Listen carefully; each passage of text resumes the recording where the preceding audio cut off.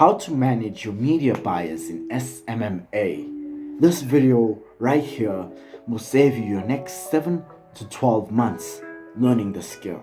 So for the next 15 to 20 minutes, close all your tabs, put in your earphones, max up the volume, zero distractions, because I'm about to save you 12 months of self-education.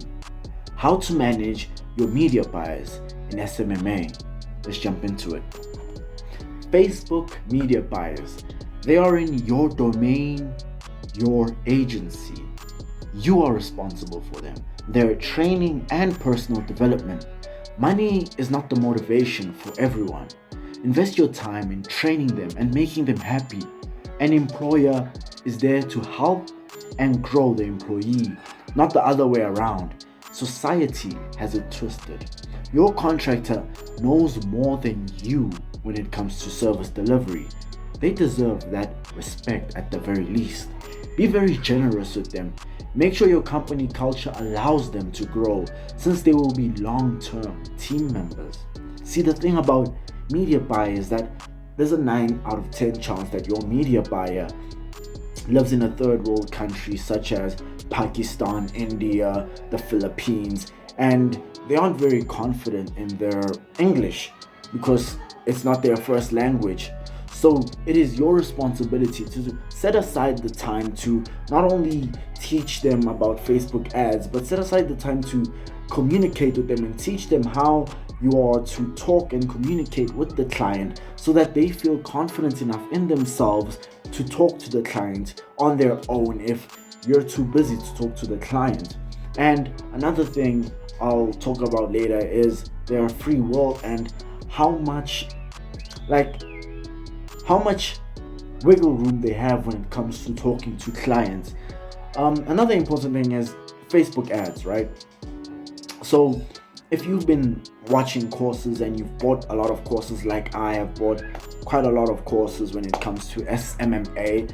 I think the last course I might buy when it comes to SMMA is Sam Oven's course, right?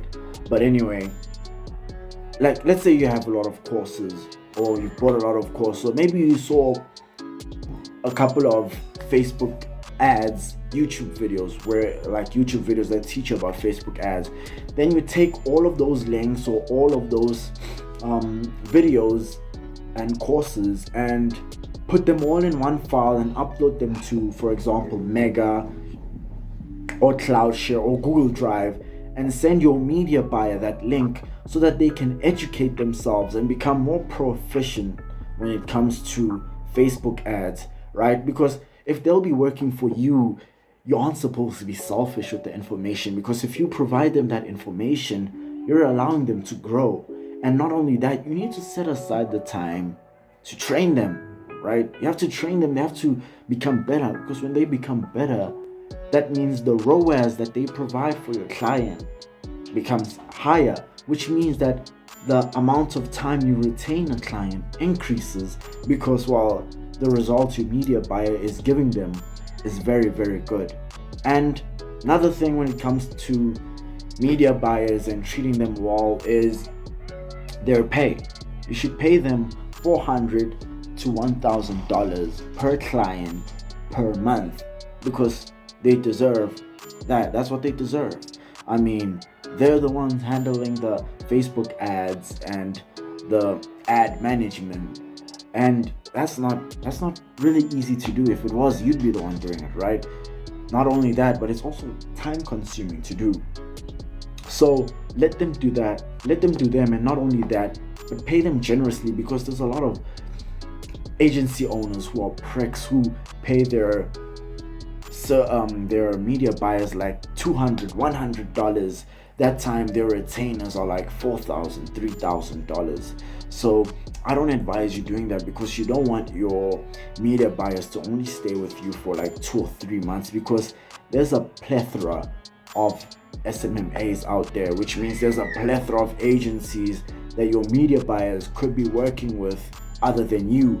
Because if you hired them, that means they're better than you in ads. Doesn't mean you shouldn't be training them in ads, but that still means that they're better than you when it comes to Facebook ads, which means necessarily you are the one that needs them, not the other way around, which means you should pay them for them to realize that, okay, this person respects me and considers me an equal.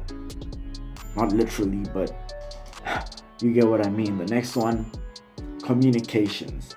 Handle all the communications with them on Slack as well as on Zoom with video calls. Ensure that your contractor doesn't contact your client privately on the side. And anytime they do contact your clients, it better be you're aware of them contacting your client, not that they're contacting the client privately behind your back, right? Have one video meeting on Zoom once a week. Once a week. I normally do these video calls, or I would. I would normally do these video calls at the beginning of the week, so that you can actually discuss how last week went and your goals for this week and things like that, right? Any sort of meeting should have been notified to the contractor 24 hours beforehand. This mainly speaks about like Zoom calls. Like I said here, you want to have one Zoom call once a week at least. So let's say you want to have two. Let's say you normally have Zoom calls on Sunday at 8 p.m. and the contractor knows you only have Zoom calls on Sunday at 8 p.m. Then if you want to contact them on Thursday, you should know by Wednesday and let them know by Wednesday and on Wednesday that, look, we're going to have a meeting on Thursday at this time, so please be ready. Because they deserve that respect. I mean, they're human too, right? They have a busy schedule, so you need to notify them so they can prepare everything they need. Hey, maybe you need information about this client and their ads, or maybe you want information about this client and their ads. Like the media buyer, the contractor deserves time to prepare the information that you need for that meeting, right? Oh, and communications, man, communication should be kept seamless. You don't want to be contacting your media buyer on email and then on WhatsApp and then on SMS and then on Instagram. Like, all communications should be handled on two platforms: Slack and Zoom for video calls. That's it. Those are the only two places you should be talking to your media buyer. The only two places. You shouldn't be talking to them anywhere else, because then things will just get messy, and the more media buyers you get, the more clunkier things become. Anyway, number 2, free will, right?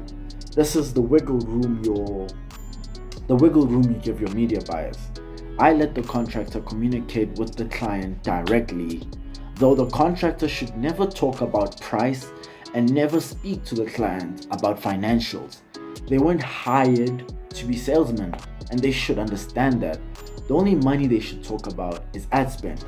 Look, at the end of the day, your media buyer, your contractor deserves to be shown that you trust them, and for you to show them that you trust them, you need to allow them to be communicating with the client and